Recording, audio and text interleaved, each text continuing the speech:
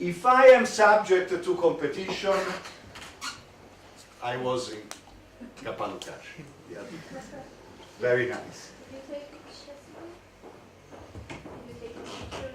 No, this is from the internet. This is from the internet.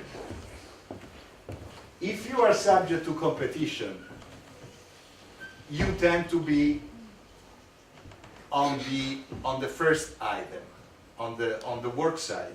If you are not subject to competition, you tend to be on the second item. Go by the rules and evading work. The basic driver of irresponsibility is competition, and from a work or development point of view, competition drives accountability. I am making a big leap here. There are cases in the book, our discussants perhaps will focus on other parts of the book. I am focusing on one argument, on one point of the book. So, the idea then is that CSR is for all in the economy. It's not only for corporations. CSR is for everybody who is employed. So, we look at one economy, at the whole employed population. This is one example. This is a 23 million employed people country. Turkey, I think, is more than 23 million.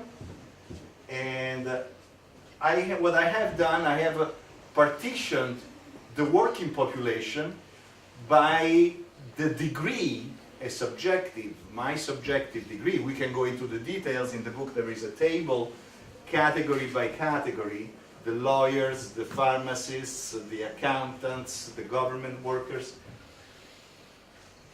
I have partitioned the workforce according to their being subject to competition.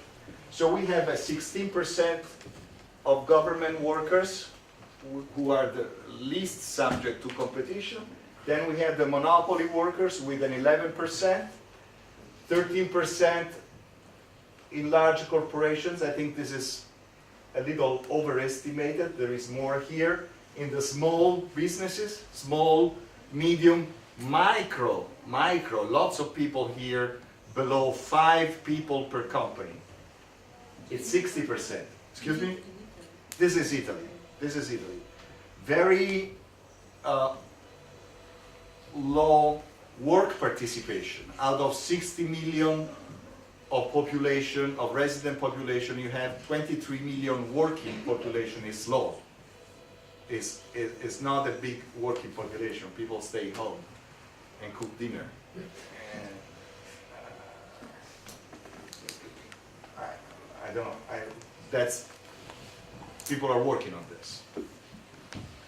The idea then is that we have the majority, the interesting part, when we look at the whole population, what I find most striking and interesting is that the majority of people are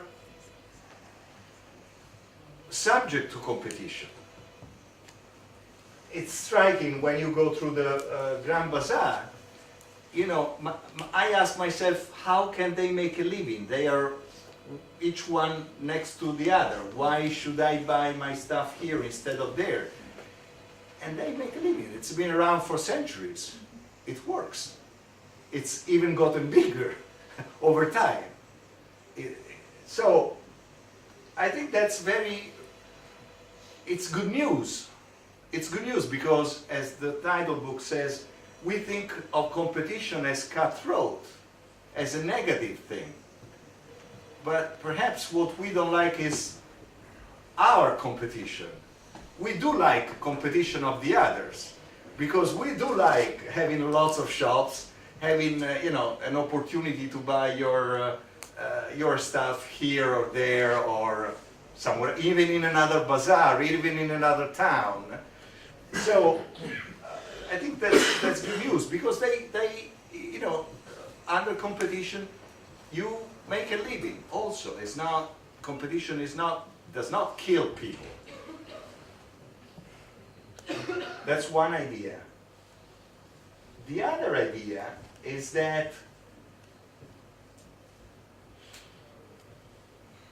I haven't explained very much the idea of accountability. Accountability is, I propose that it is directly proportional to how much you are subject to competition.